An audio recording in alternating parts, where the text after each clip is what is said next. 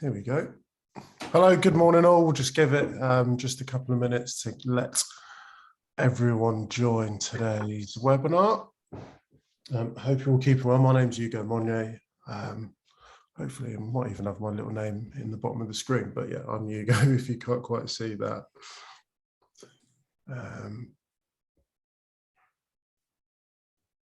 Okay. I think we're doing pretty well. Okay, well, thanks once again for joining us for today's Women's Sports Trust webinar. My name's Hugo Monnier, and I've been a Women's Sport Trustee since 2021. And for me, it was a really good decision, or actually more so, really grateful to be accepted into this sport environment, which we are. I think it was described by one of the trustees last year as small but mighty. And that's exactly been my experience. I think the reason as to get into this place was based upon just wanting to understand more and do more in a meaningful way. I think lots of people have very good intentions, but not quite sure how to try and impact and affect it. And I felt by being part of Women's Sports Trust, I could absolutely do that. They're doing some incredible work, which we're of course going to be able to get through over the next hour or so.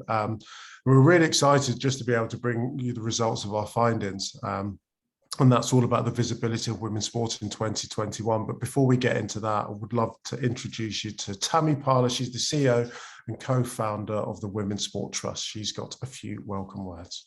Thanks, Hugo. Morning, everyone, and thanks for joining us today. This is our most comprehensive report to date, and I'm really excited for us to be sharing data and insight that hasn't previously been available.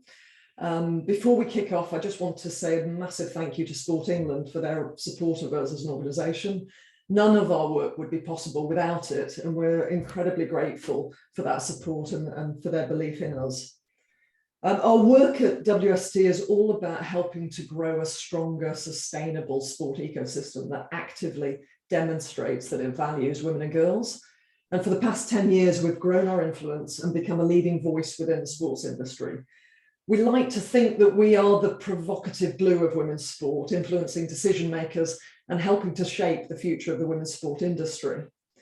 Many of you will be familiar with Unlocked, our elite athlete program designed to supercharge athlete influence. But today we're here to focus on the current state of women's sport visibility, to review 2021 and to highlight what we need to do next to continue growing the women's sport market. I hope you find it interesting, and I'm going to hand back to Hugo to lead us through the session. Thanks, Hugo. Brilliant, thank you, Tammy. And here to present the findings this morning, Chris Hurst. He's a fellow Women's Sport Trust trustee, and he also leads on our visibility research. He'll also be joined by Emma as well as Shalina from Future Sports and Entertainment, who we commission to work with us on this project. Following the presentation, there'll be a chance to ask questions. I couldn't stress this enough. If you've got any questions at all, please just drop them in to the chat function. You'll also be able to download the full report from the Women's Sport Trust website. We'd be also grateful if you could share it and post it on social media. We know it can have. So without any further ado, I'd love to hand over to you, Chris. Thank you and good morning, everybody. So this study builds on a range of work that we conducted during the course of 2021, including our study on closing the visibility gap with 2 circles, which you haven't seen is also available on our website for download and provides a toolkit for rights owners, brands and broadcasters to enhance the visibility of women's sport. In today's presentation, we want to take you through a record-breaking year for women's sport for broadcast audiences in 2021. We want to talk about the rise of the digital opportunity, focus on new audiences, both in terms of women's sport and female fans. We want to look at gender parity in sports coverage. We want to explore some of the barriers that we think are holding back the growth of women's sport before looking ahead to 2022 and what promises to be a bumper year for women's sport. So I'm now going to hand to Shalina to take you through the first initial headline findings. Great, thank you, Chris. So just a quick, I guess, definition slide before we get into some of the research itself, but there's a few terms you'll see throughout the report, women's sport, mixed sport and men's sport. So mixed sport is kind of those big tournaments that we couldn't quite clearly detail out the women's portion versus the men's. So things like the tennis Grand Slams, Olympics, UFC, those sort of events. And then we've got women's sport and men's sports where we could do that. So things like the Women's Super League versus the Premier League for men's sport, women's cricket versus men's, that kind of thing. And the TV slides are all kind of linear TV. And as Chris mentioned, there's some information on digital as well throughout the report. So to start, we wanted to look back at 2021 as a whole. And with the addition of the 100 and the Women's Super League new deal on BBC and Sky, 2021 was actually the most watched year for domestic women's sport. And by domestic women's sport, we mean basically excluding international global tournaments. So things like the Women's World Cup in football and cricket, the Rugby World Cup, the Euros, things like that. And we've shown a slide like this before in some of our other webinars, if you've joined those. And we've updated the definition slightly since then to make tennis a mixed sport, which is, I guess, a bit more accurate in terms of those definitions, which meant that the reach of 2021 dropped a bit because obviously that Emma Raducanu win was so huge for the US Open in September. But we'll kind of touch upon some information about her later on in the report. And then looking back at women's sport across this time, so over the last 10 years, as you can see, obviously there's a huge peak for the Women's World Cup in 2019, but generally kind of steadily growing throughout this time, obviously with these peaks and troughs throughout. And I guess the bit that we wanted to highlight in particular was that women's sport is generally growing during this time, while the total TV viewing on linear TV is actually declining a bit throughout this time. So women's sport kind of bucking that trend and continuing to grow while total TV is still declining. And then the next few slides kind of focus a bit more on the last year rather than the last 10. And so looking at women's sports split out by sport and month, there's a couple of things we wanted to highlight. So firstly, I guess football and cricket are kind of very much driving women's sport viewership in the UK on linear TV. As you can see, football makes up 39% and then cricket at 41%. And I guess the other part was kind of the huge rise in audiences sort of in the second half of the year. So obviously with the cricket season, in the summer, that obviously grew massively. And then with the new Women's Super League deal, you can see that the latter months of September onwards are much more watched than the earlier months of Jan through May. And then we looked at the same split, but for mixed sports. And it's kind of a similar story where a couple events sort of dominate mixed sport viewership generally. And that's Olympics and tennis. And by tennis, Wimbledon in the summer. So you can see that there's obviously huge viewership in those summer months there. And then that Emma Raducanu US Open win that we mentioned in September, you can see that kind of makes up quite a decent part of the September viewership, and generally tennis outside of that month, and then Wimbledon is actually pretty low. And then looking at mixed sport just slightly closely, I guess something we thought was really interesting was how a lot of those mixed sport peaks are actually driven by female athletes. So starting with the Grand National back in April, that was obviously Rachel Blackmore's first win as a female jockey. Wimbledon obviously had the start of Emma Raducanu's success story. And then with the Olympics, there were more female athletes on Team GB this year than there were male athletes. And then Paralympics obviously had Sarah Story, and then you've got the Emma Raducanu win. So yeah, it's really encouraging to see that a lot of those peaks were actually driven by female success stories during that time. And then I'm going to hand back to Chris to go through the next few slides. Thank you. And alongside these record-breaking audiences, unprecedented deals for properties like the Women's Super League by Sky and BBC, as well as ITV's commitment to the Lionesses, provided much hope that women's sport can become commercially sustainable. In addition to increased broadcast income, a range of brands, including Barclays, Heineken, and many others, were aligning profit and purpose to invest in women's sport sponsorship. And all of these were encouraging steps as part of the journey to women's sport trebling its value by 2030, as predicted by Two Circles in our Closing the Visibility Gap report that I mentioned earlier. So a really exciting time for the industry. So in previous reports, we very much focused on broadcast growth, but in addition to a record-breaking year for TV, digital is clearly playing a key role in profiling women's sport and also attracting a different fan base. A perfect example of this is netball, where while 26% of Sky Sports TV viewership for netball last year was female, 74% of Sky Sports live YouTube audience for netball were women. This netball YouTube viewership, which is achieving average watch times of over 27 minutes, so fantastic engagement, is very different to the usual Sky Sports YouTube live audience, which is normally predominantly male. with almost 57% of netball viewers on YouTube under the age of 34. So again, showing how a different platform can be used to attract a younger audience. As part of the new broadcast agreement between UEFA, DAZN and Google, every UEFA Women's Champions League game in the 21-22 season from group stage onwards is broadcast live on streaming platform DAZN and via YouTube.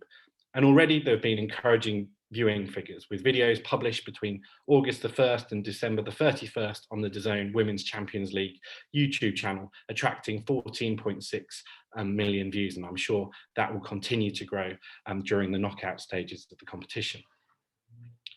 And there has also been a continual growth in reach and engagement on social media for women's sport. In the WSL, Chelsea's women's Instagram interactions in 2021, which rose by almost 77% year on year after another phenomenal year on the field of play. They were higher than 12 of the men's teams that play in the Premier League this season. Indeed, Arsenal, Chelsea and Man United women's teams' Instagram accounts all had more interactions in 2021, according to CrowdTangle data, than 7 of the Instagram accounts dedicated to men's Premier League teams.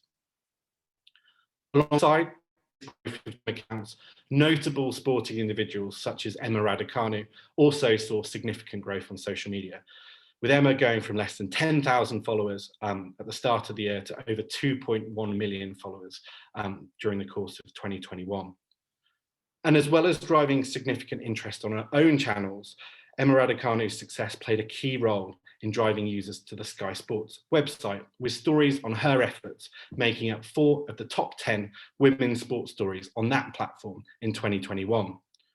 The stories that drove the highest number of page views came from a range of sports, and interestingly were primarily personality-led. And to illustrate the extent of audience interest on Google search for Emma Raducanu, in September 2021, she achieved 8 million UK searches in comparison to just 250 in the UK back in May. There was more interest for Emma in a single week than the combined total of Joe Root, Ben Stokes and Jason Kenny across the year.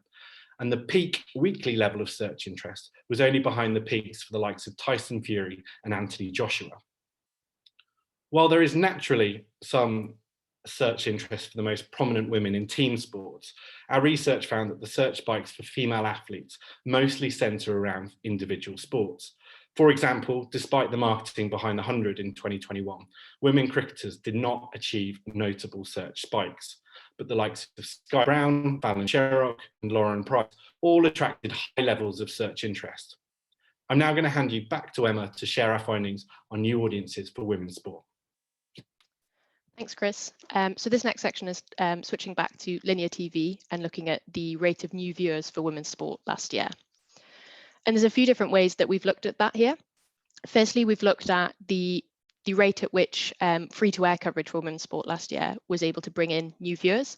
So the grey circle here is the 3-minute reach for women's sport on free-to-air last year, which came to a total of 26.5 million.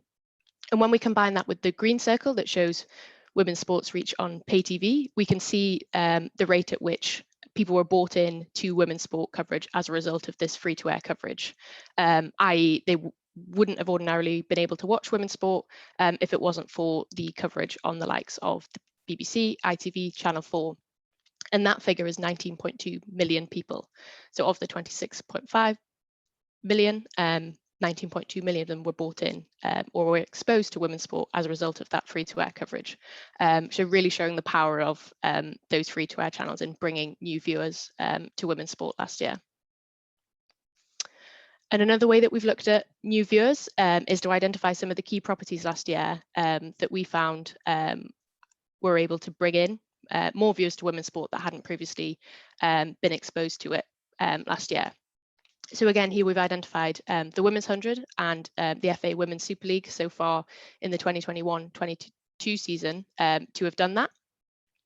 So if we take the Women's 100, for example, of the 8.3 million people that watched the Women's 100 last year, 4.9 million of them hadn't watched any women's sport prior to the start of the tournament.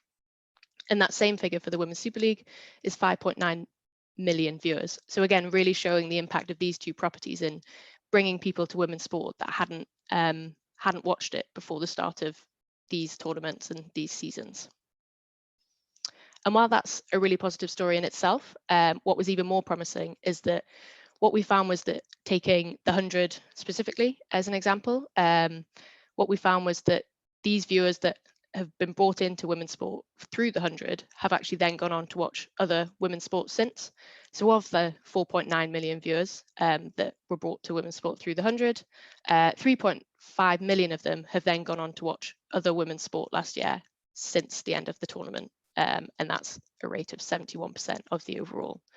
So really promising signs that not only were people brought to women's sport through these properties last year, but having been brought in by them, they're then going on to watch other women's sport last year.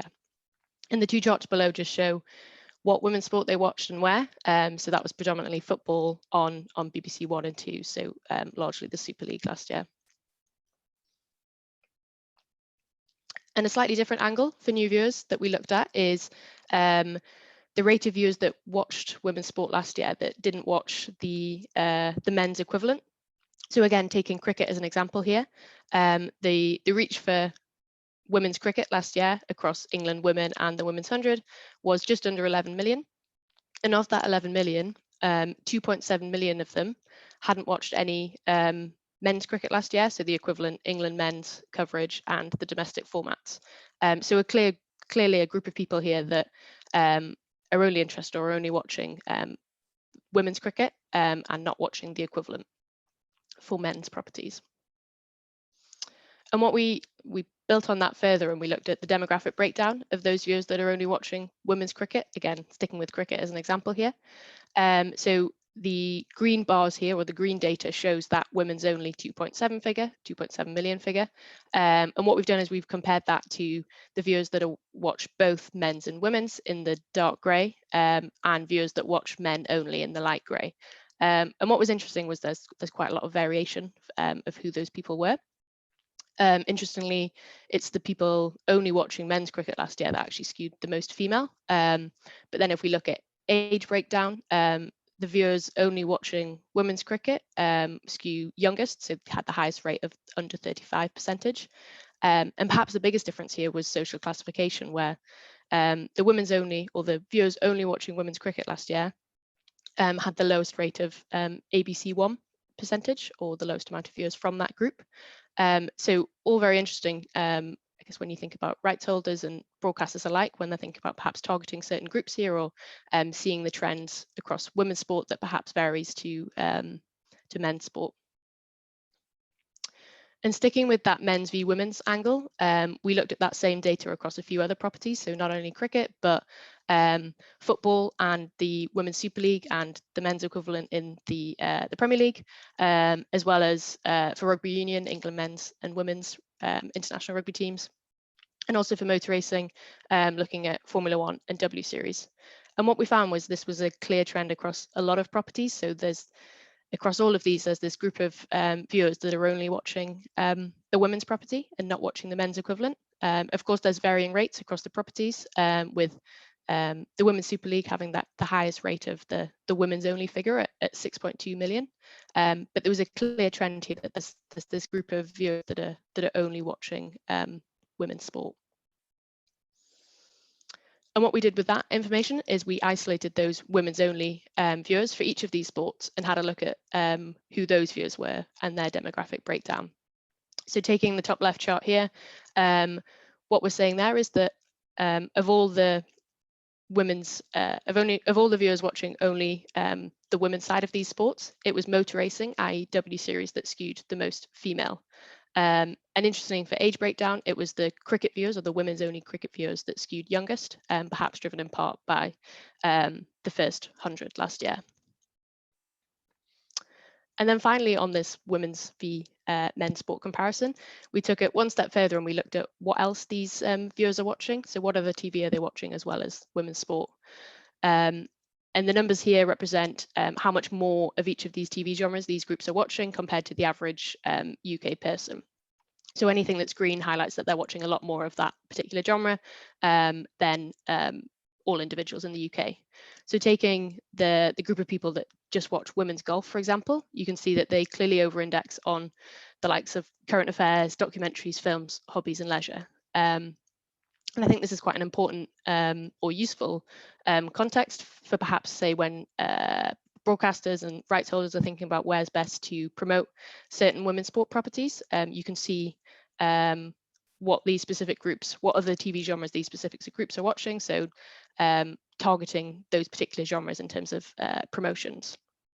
And not only that, in terms of magazine programming. So again, taking the golf group as an example, we can see that they're clearly interested in documentaries. So again, is there an avenue there for perhaps a women's golf documentary, given that we know that these particular viewers are interested in both the sport and that particular TV genre. Next, using women's football as an example, we also looked at how varying broadcast rights within a sport can mean that different target groups are exposed to the coverage. So here we looked at the Super League on BBC and the viewers that coverage brings in the green. And then the light grey looks at the Women's World Cup qualifiers for England women on ITV. And the dark grey looks at those watching both. And what we found that there was quite a lot of difference between those that were just watching the BBC coverage for women's football and those that were just watching the ITV coverage for women's football. So say, for example, the female percentage that skews or has the highest proportion for England women on ITV, and equally the age breakdown, the ITV coverage also skews youngest. So again, even within women's football specifically, we can see that there's different broadcast rights. That means different groups are targeted or different groups are exposed to women's sport, depending on the channel that it broadcasts it. I'm going to switch back to Shalina now to talk you through the next few slides. So the next few slides are going to kind of look at a similar type of information, but split by type of viewers. So males versus females. So this slide here kind of similar to some that Emma just showed, but looking at the proportion of males watching men's sport.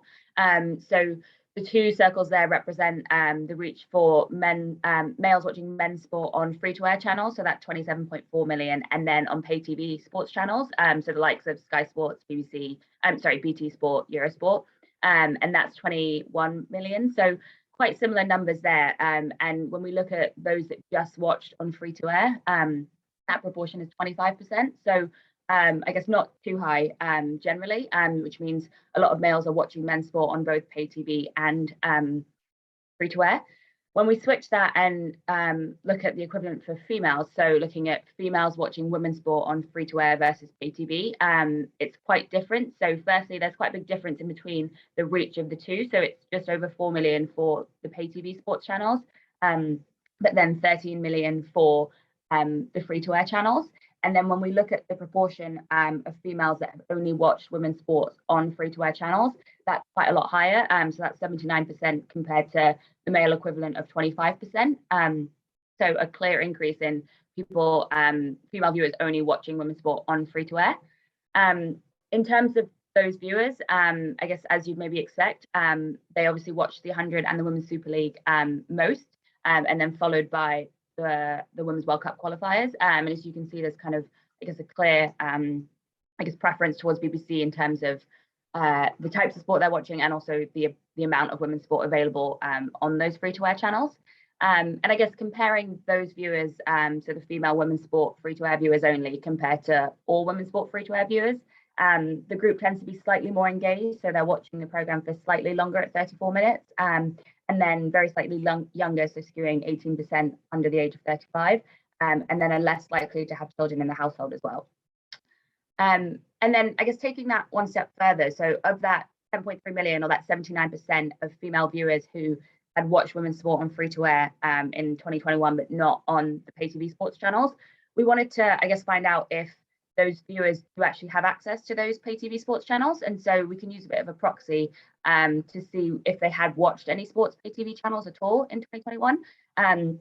So this slide here is kind of similar to the ones before, but taking that group and then looking at, of that group, have they also watched just general programming on those sports pay TV channels?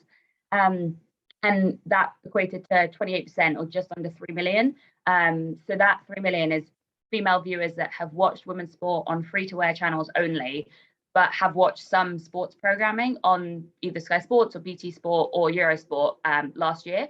So the implication there is that they likely have a subscription to at least one of those sports pay TV channels, and they're interested in women's sport, but they just haven't quite connected those dots and watched women's sports on those pay TV channels. So we kind of have labeled that a bit of a target group, because there's a clear interest there, but just needs to go a bit further. And I guess to make that, more useful in terms of being able to target that group, we had a quick look at their breakdown. And so comparing that to just females watching sports pay TV channels, and then just the general individual person watching those sports pay TV channels, and had a look at that. So comparing that group, they're generally a bit older, so their average age is 55 compared to about 44 and 43 for the other two groups. They're less likely to have children in the household, and then their social classification is slightly lower as well. So I guess here we're trying to show some of those demographics, and I guess how you could potentially target those group to then go on to watch women's sport on those pay TV channels. And then we wanted to look at what are they watching. So here we've had a look at on those pay TV sports channels, taking that women's sport target group and then comparing it against individuals and females, and looking at the proportion of viewership across a few different properties. So the bit we wanted to highlight on this slide is how high the proportion is for Formula One for that group. So they're particularly interested in Formula One, and much more compared to individuals or females. And then same for tennis, but then on the flip side, they're less interested in men's cricket and men's golf. And I guess taking that Formula One percentage, because it is such a high number, and also such a high difference between the other two, we wanted to see how female viewership for F1 looked generally over the years. And so we took a look at just the average audience across all F1 programming over the last 10 years, and then also the proportion of female viewers. And there's a couple things we wanted to highlight on this slide. So firstly, pre-2019, the numbers kind of fluctuated a bit, and they were kind of generally kind of a bit of peaking and troughing there. But since 2019, it's kind of been on an upward trend, and I guess obviously 2021 being particular high with how exciting the season was. And I guess that our look into this was that potentially it's grown because of the general interest in the sport because of Netflix Drive to Survive. So that premiered in March 2019, and we know obviously it's hugely popular, and one of its aims was to get more females interested in the sport. And so kind of potentially there's a bit of people then watching that and then moving to linear TV and watching the live races. And then we wanted to see, I guess, if there was a knock-on effect for motorsport generally. And so we had a look at W Series, and obviously it's got the deal with F1 as well. And looking at that, there has been a bit of an increase in female proportion there as well. So in 2019, it was 33%, and then last year it was 37%. And then finally on this section, we just wanted to take a quick look across a few different properties and look at the breakdown of female viewers. And so a couple things here. So firstly, I guess the mixed events of Wimbledon, the Olympics and the Paralympics are kind of very much reaching that sort of 50-50 threshold. And actually the majority of their viewership is coming from female viewers. But I guess what's kind of interesting is that when we look at it for women's sport versus men's sport and across different properties, there's obviously a bit of fluctuation amongst those, but generally the average is actually the same for women's sport versus men's sports. So just here, we just wanted to highlight that there's actually, I guess, still a bit of work to go in terms of reaching more of that balance in terms of female and male viewers. But I guess it's kind of interesting to see that it's actually the exact same average across women's sport and men's sports when we look at it across various properties. I will hand back to Chris to go through the next few bits. Thank you, Shalina. So female consumption across Sky Sports digital properties varied during the course of 2021, which I think shows the need to think about a different approach to attract women, even on different digital platforms, such as the Sky Sports app, Sky Sports Scores app, and their own website. Female web consumption was as high as 35% during the summer, with wider public interest in the Euros and the Olympics likely to influence this, with easy access to the site through search and social referrals, driving users to the content. And women are also engaging in large numbers on social media, with 41% of the conversation around women's football on Twitter driven by female users. But beyond engaging female fans, there is still a number of huge opportunities for women's sport to grow. As we discussed in last year's webinar, one of the biggest needs for women's sport is to build habit with, as you would perhaps expect, properties like the Premier League and the Ryder Cup drawing higher levels of return viewers than some of the leading women's competitions, although the Women's 100 was more successful than most events in this regard. And there are encouraging signs halfway through the WSL season that more viewers are watching more frequently than ever before, even though only 35% watching on more than one occasion feels like an area for significant improvement and growth during the course of the coming years of the contract. I am now going to hand back to Emma to discuss gender parity of coverage. Thanks, Chris. So for last year as well, we looked at gender parity in sport across both coverage and UK viewership. And one of the specific events that we looked at for this was Tokyo Olympics last summer. And across 3 different mediums, we monitored the number of mentions for Team GB athletes. So these 3 mediums were live TV audio coverage, the BBC coverage, TV news mentions, and then press mentions across both male and female Team GB athletes. And what we found was that the rate of coverage split, the gender split for coverage across these 3 mediums was fairly even for all 3, which is really positive. And then the 3 charts below just show the top 10 GB athletes for each of the 3 mediums. And of course, this varies or is largely influenced by medal contentions and medal counts. But promising to that for TV news, Laura Kenny came out top with the most amount of mentions of any Team GB athlete on this medium during the Olympics. And for TV news and press, we also did the same analysis for a few other events last year. So not only the Olympics, but Wimbledon last summer, the Paralympics in Tokyo, and also the 100, to see that split between number of mentions for male athletes and female athletes. And what we found was that in terms of gender parity, it was Tokyo Olympics and Paralympics that came out top, followed by Wimbledon, and then followed by the 100. So it was clear that it's these large global events like the Olympics, like the Paralympics, that's very much the gold standard here in terms of even coverage between male and female athletes. Next, taking more of an overall look at TV news mentions last year, we monitored total TV news mentions across all sport in 2021, and we categorized those mentions into men's, women's, and mixed sport. And on an overall level last year, we found that 8% of all TV news mentions were for women's sport, with another 36% for mixed sport. And the chart just highlights the breakdown for all the different channels that we monitored, with the boxes above each bar highlighting the share for women's sport for the light green. And you can see there's a bit of variation by channel, with BBC News 24 and Sky News having the highest proportion at 9%, but not too much variation by the different channels here. And then if we just take a quick look at the top 5 events by TV news mentions, I'm sure it's no surprise that the number 1 across men's, mixed and women's was the Premier League, with 39.5 mentions on TV news last year. And that was also followed by another men's football property in the UEFA Champions League.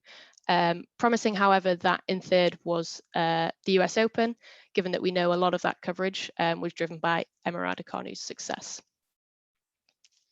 If we then look at the equivalent data, but for just women's properties, you can see that again, the top 5 is largely driven by football properties, with the Women's Super League in first, followed by the Lionesses, England women's football team, followed by the Women's Champions League. And just to put the Women's Super League figure into context, that 3.6k total mentions for the Super League, that's roughly around just under 10% of what the EPL received last year. So a similar rate to the 8% we saw on an overall level across all sports last year for attributed to women's sport. And switching mediums now to press, we did a similar thing for all press publications or UK press publications last year, and monitored all sports mentions, and again splitting it up into men's, women's and mixed sport. And for this medium, what we found was that 3% of all mentions were for women's sport across all publications through 2021. But perhaps even more interesting here is when you look at the breakdown by publication, there was a lot more variation in terms of the share coming for women's sport. So while the Daily Telegraph certainly didn't have the most amount of mentions of any of the publications, very much dwarfed by the likes of the Daily Mail, the Daily Mirror, Independent, actually when we look at the metric for share of or percentage of mentions for women's sport, it's much, much higher than most of the other publications at 12%. So some clear variations there in terms of which publications are exposing women's sport coverage at the highest share rate. Handing back to Chris. Yeah, thank you. We also track the prominence of women's sports stories on the homepage of some of the leading digital publications in the UK by looking at the top 10 stories at a particular time of day on a daily basis over a 6-month period. BBC Sport dedicated the highest prominence of coverage to women's sport, although only 18% of stories between April and September was solely about women's sport. And although England's men progressed to the Euros final in this period, Q3 actually saw a significant rise across the board in women's sports coverage in comparison to the previous quarter, driven by the success of Emma Raducanu, the Olympics, and the WSL. I'm now going to hand over to Shalina to share some of the barriers to coverage facing women's sport. Thanks, Chris. So the first section that we'll look at here is scheduling.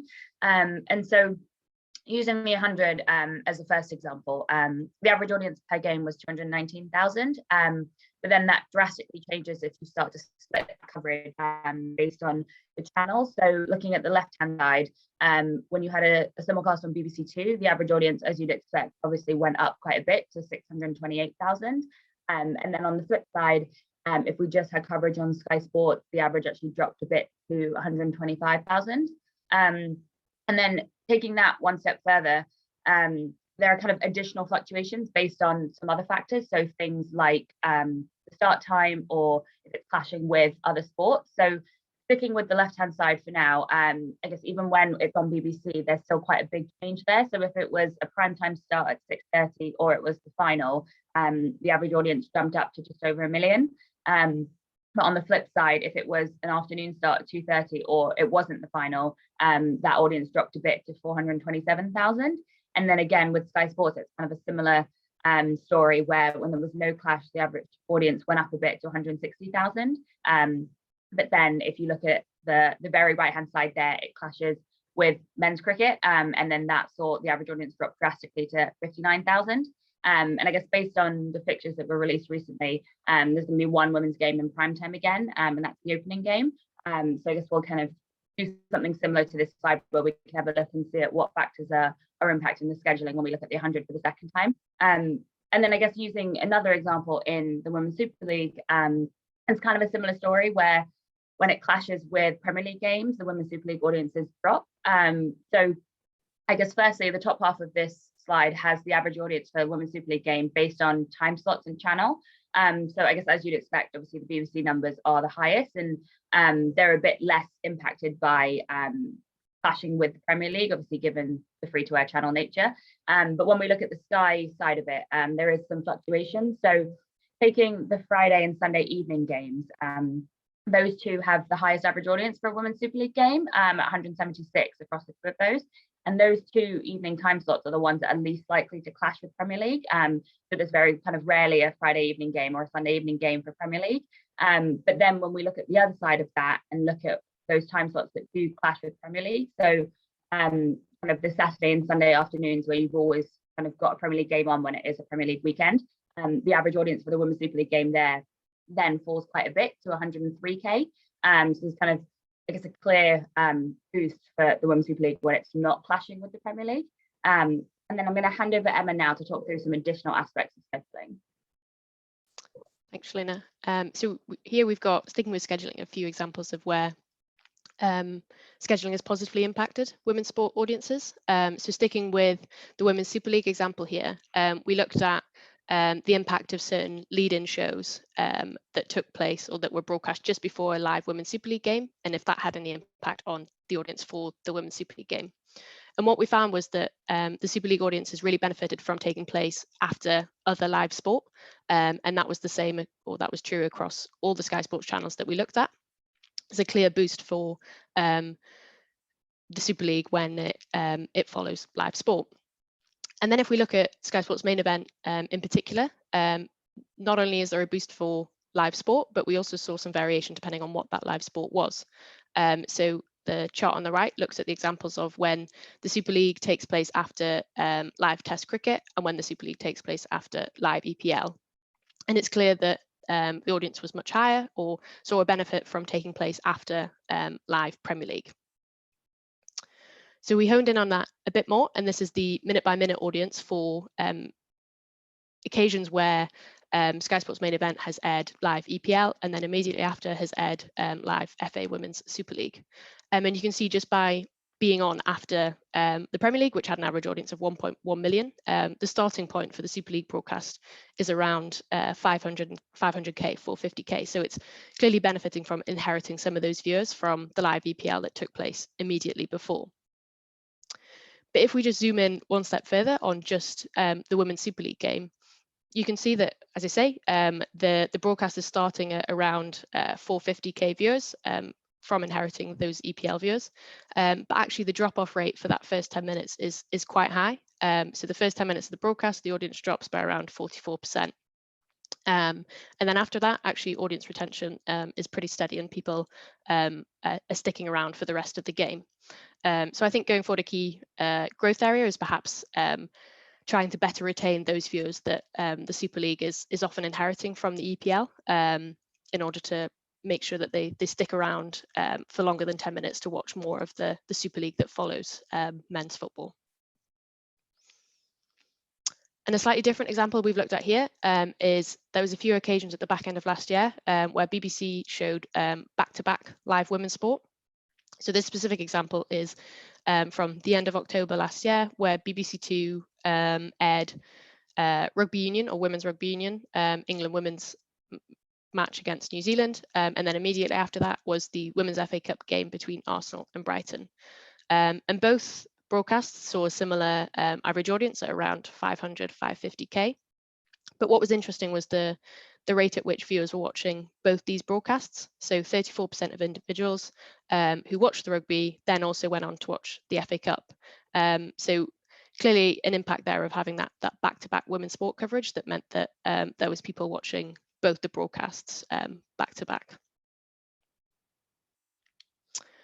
And then one other scheduling example that we wanted to show was W Series. So last year it was announced that they were to partner with Formula One, which meant that their races last season took place at the same track as Formula One on the Saturday of the weekend where Formula One races were taking place. So W Series race on the Saturday with the main Formula One race taking place on the Sunday.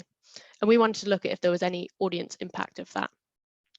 So here we've just laid out the average audience for both W Series and F1 by race weekend. And the green circle looks at the crossover of that. So how many or what percentage of Formula One viewers also watched W Series the day before? And what we found that there wasn't that much crossover between the two, with one exception, which was Silverstone, where 1 in 10 F1 viewers also watched W Series, the W Series race at Silverstone the day before. And the difference here was that the Formula One race that weekend aired on Channel 4. So clearly there was an impact there of viewers being able to watch both W Series on the Saturday and Formula One race on the Sunday on the same channel. It was announced recently that this partnership will continue into the 2022 season. So it'll be interesting to see how this or further trends develop through this collaboration. There is also a belief from the media that more could be done to remove some of the barriers to the visibility of covering women's sport. We've discussed in a range of women's sports think tanks attended by members of the media that there are a range of barriers that the media believe could be improved by clubs, leagues and governing bodies to help improve the coverage of women's sport. And while many female athletes are keen to increase their visibility and commercial viability, many simply don't know how. And so the Women's Sports Trust Unlock programme, now heading into its 3rd year, has been created to empower female athletes, many of whom don't receive adequate support at present, to raise their visibility, increase their commercial viability, and achieve social impact. In 2021, 35 athletes received 1,200 hours of contact time from the Women's Sports Trust and its supporters. That's over 40 hours per athlete of high quality engagement and learning in informal settings. And athlete sentiment data collected after the programme showed significant uplift in confidence, skills and readiness of those who participated, and has led to more prominent media exposure. And the programme continues to have an impact for its alumni. Just last week, we received a request from a major sporting property asking us to facilitate an introduction to a member of the Unlock programme in 2021 to potentially be part of their coverage team for their coming season. Back in April 2021, we published the Closing the Visibility Gap report, available on the Women's Sports Trust website, where we highlighted, based on data from 2019 and 2020, that governing bodies themselves were not achieving gender parity of coverage on their own channels. One of the major report recommendations was that organisations should monitor their own parity of coverage on an ongoing basis, as the BBC do with their 50-50 project, to lead the way for the industry and inspire greater coverage from the media. The LTA is a positive example of a governing body that has introduced gender parity of coverage as a reporting metric that is monitored on a monthly basis as part of the organisation's inclusion strategy. This has led to an improvement in a 12-month period of how the women's game is covered on the LTA's own channels, and this remains an ongoing focus for the organisation. It is also important to note that even before the success of Emma Raducanu at Wimbledon, the LTA was investing in content on some of the top emerging young British female players. This had the benefit that when Emma achieved unexpected success in the summer, existing content could be repackaged and distributed to users to take advantage of the huge interest in her, and helped contribute to a record-breaking year of social growth for the organisation. And the 100 is another good example of an organisation and competition that set out its own channels to achieve gender parity last year. Indeed, there was almost an identical number of posts about the women's and men's game on their Instagram newsfeed during the competition months in July and August. The fact that posts around the women's game saw a significant increase in engagement per post in the latter part of the competition, as star names became more recognisable, gives a great platform for the Women's 100 to build on during the course of 2022.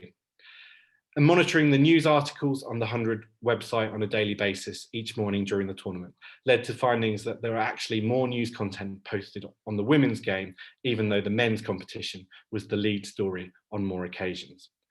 I'm now going to hand back to Shalina for our final section, where we will look ahead to 2022. Thanks, Chris. Yeah, so looking ahead to 2022, it's hopefully going to be a really exciting year for women's sports. So there's quite a lot happening, and we wanted to highlight that. So I guess firstly, the success of domestic women's sport from 2021 is set to continue. So we've obviously got the 100 returning in the summer, and then we've got still kind of all the football properties that are happening domestically, so the Women's Super League, the FA Cup, the Champions League. But then I guess the biggest change in 2022, when we compare that to the previous year, is the return of many global tournaments. So in cricket, we've also got the Ashes currently, and then the Cricket World Cup. There's also a lot happening in terms of football, so the Women's Euros, and then Rugby World Cup, Rugby League World Cup, Winter Olympics, and then the Commonwealth Games in the summer. So obviously we've just picked out a few here, and there's kind of many more events that are happening throughout the year. But I guess we're excited to see how those international tournaments are going to help women's sport this year. And I guess on that note, we wanted to look back at the last major tournament. So obviously there was none in 2021, but in the Women's World Cup in 2019, we looked at, I guess, the impact of that tournament in terms of bringing new viewers to women's sport. So here we've got what we call new viewer pyramid. So looking at how many people watched the Women's World Cup in 2019, and then of that number, how many people hadn't watched any women's sport in 2019 prior to the Women's World Cup in the summer, to that 21 million there.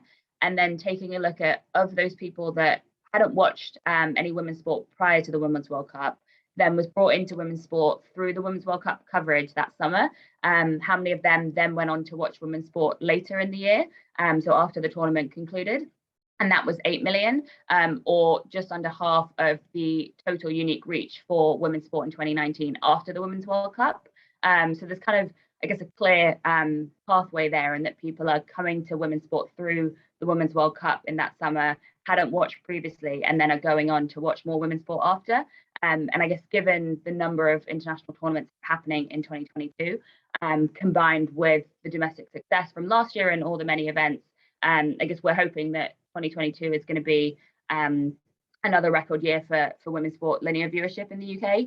And we're hoping that, I guess, even with obviously the peak of 2019 from the Women's World Cup, we're hoping that the continuation of the domestic side of women's sport, and then also the addition of the many international tournaments, will mean that 2022 is going to be a record year. So we're excited to hopefully see that happen. And then I will hand back to Hugo to facilitate any questions.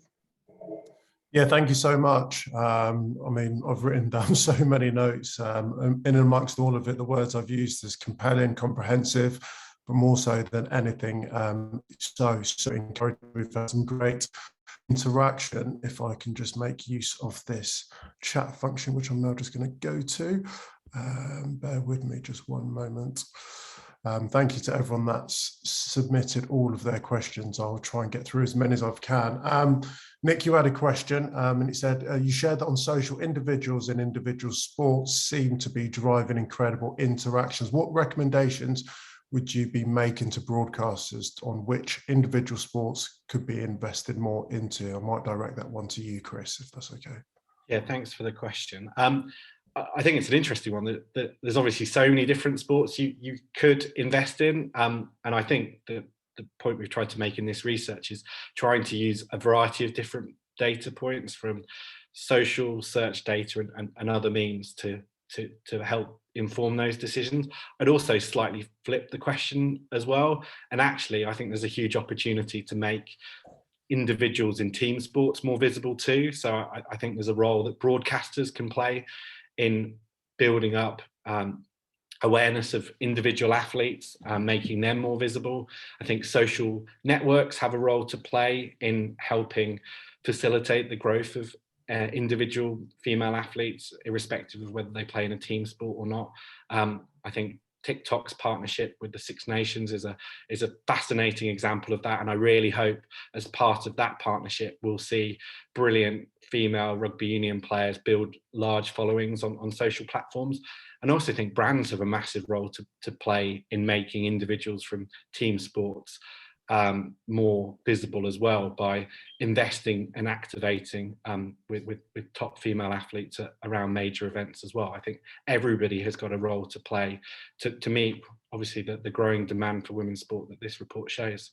Chris, can I just add to that with TikTok and their partnership with the Men's Six Nations and Women's Six Nations? I think it's a platform which is so immersive and can be almost slightly intimidating. And I think part of it, what TikTok does is allow people to be their selves that we often just focus on the pitch. It's the personality behind it, but being able to be educated in the skill sets of what it takes, what it does to be able to navigate those levels of platforms, because it's a free platform to be able to go out there and fully promote yourself. So I really hope, especially during these key windows, the next 8 weeks and the Women's Six Nations from March all the way through to the end of April, that the individuals as well as the unions are really supporting them as to how to use it, because they are peak opportunities to be able to transport people onto platforms. And as you've already illustrated across this last 15 minutes, that people love those hidden stories and personality pieces. Thank you so much for that question, Nick. Another one in from Bethany. Do we need to do more to promote lesser known sport? Can we use the power we are building and exposure of women's sport to build awareness of more sports away from the likes of football, cricket, etc.? I might throw that one to Emma, Shalene, if you both wouldn't mind. Yeah. Absolutely, thank you. Yeah, I guess it's a really good question. I guess it's kind of a bit of what we wanted to try and highlight with that slide near the end in terms of the Women's World Cup pushing more viewers to women's sport generally. And I guess that's kind of quite a good way to do that. And I think Obviously, with the number of global tournaments that are going to happen in 2022, there's such a big opportunity in order to obviously grow the exposure of women's sport through those events. But then, as you say, signposting it and moving it on to some of those lesser known sports, or some of those sports that aren't necessarily as high profile or aren't receiving kind of more frequent free to air coverage. I guess what's interesting about the tournaments is that we can, I guess, ideally kind of take some of those new viewers and break that down a bit more and see sort of what's their breakdown, what are they watching, is there an interest in, you know, people that are coming in through cricket but then going on to watch something that's not cricket, and kind of try to move that forward in that way. And I guess some of the research we did was trying to show, I guess, many different ways in which you could sort of target some of those groups, and what would be kind of targeted campaigns to get to them. So I think it's a really good question. I think it's, I guess, hopefully an exciting part of 2022, given that there weren't any events in 2021, where we can try and get in those new viewers and the exposure to women's sport, and then signpost them to some of those other sports that don't, I guess, immediately jump off the page in terms of coverage generally so far. Emma? Yeah, I think I'd just add to that in terms of looking ahead to 2022. Like Shalina says, those global tournaments will be really important, both within, say, football and cricket, the bigger, more well-known ones, but also there's tournaments like the Rugby League World Cup at the back end of this year. There's the Women's Tour de France, the UCI Cycling World Championships, the Commonwealth Games, where we know there's sports that really gain a lot of traction in those couple of weeks that ordinarily perhaps don't receive as much exposure. So I think there's so much opportunity for this year for those types of sports and those types of events to really gain exposure. Thank you. Questions coming from Claire. How much do YouTube search algorithms work against viewer numbers for women's sports, as they're really difficult to find and promote the message because of the Yeah, good question. And I might broaden it out more widely than just YouTube. Obviously, organisations want to build reach and engagement on social media, and sometimes it might feel easier to just keep posting about your most popular male sportsman, because you'll know it gets high levels of interaction. I think some of the examples we showed in the research from the LTA and the 100 goes back to actually how are you using social media to deliver on your strategic objectives. So if you're standing as an organisation that believes in gender parity, if you're standing as an organisation that believes in inclusion and diversity, actually some of this is a longer term play, and so investing in your content around women's sport, even though it might not perform as well as some of the content you might post around men's sport, it's a long-term journey.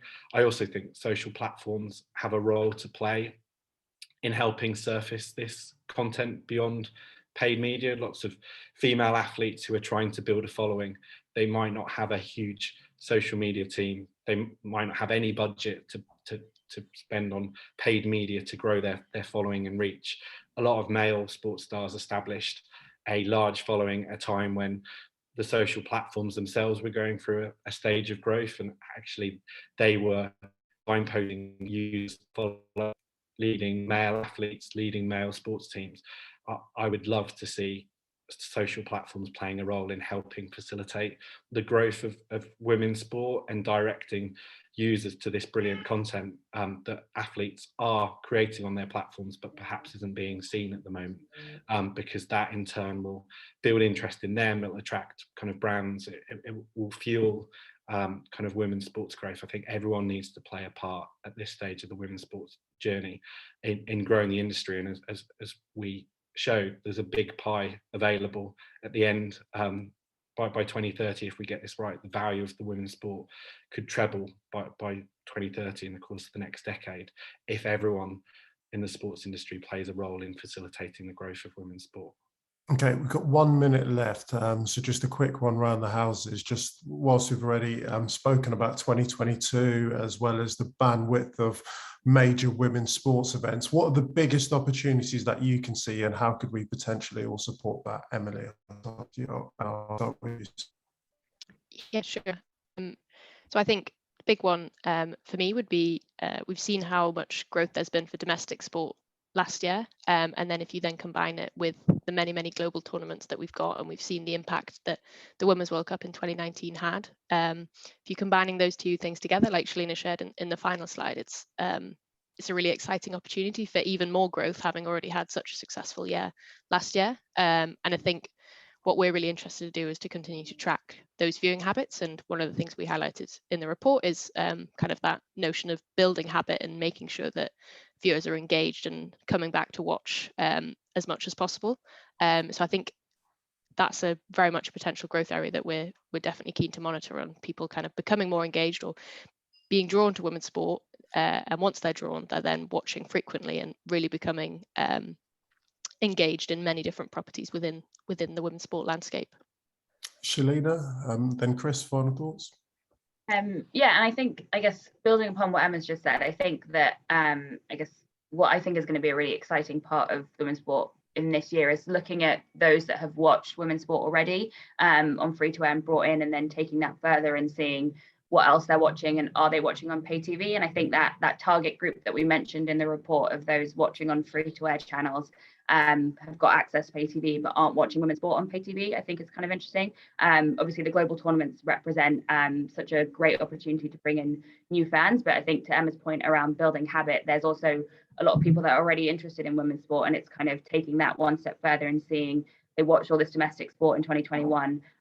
What else are they watching in 2022? Have they continued that on? Are they building more fans? Are they watching particular sports? So I think it's kind of striking that balance of 2022 has so many domestic and international tournaments. So striking that balance of, are we making sure that we're building new fans and new viewers, but also having that core group of women's sport viewers and building that habit across not just free-to-air platforms, but also those pay TV channels as well.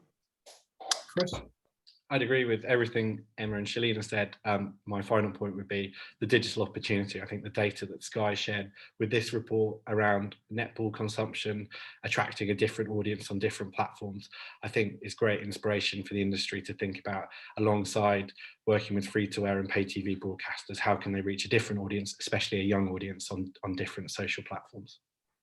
Chris, Emma, Shalina, thank you so much. Also, thank you to everyone that joined us online tonight. There will be a recording of this, so please feel free to share it. Also, an apology, I said we'd finish at 10. It's 10 past, 2 minutes past 10, so sorry for that. What you've seen today, I think, is of course a huge amount of work's been put into it, but a snippet of the work that Women's Sport Trust really do. So I would encourage all of you to head to their pages, have a look, as well as share the report. We've already spoke about the power of social media, so if you've got any thoughts, any views, as well as just sharing that report, please do that. Thanks once again for everyone for being here today, this morning. Take care. Have a good week.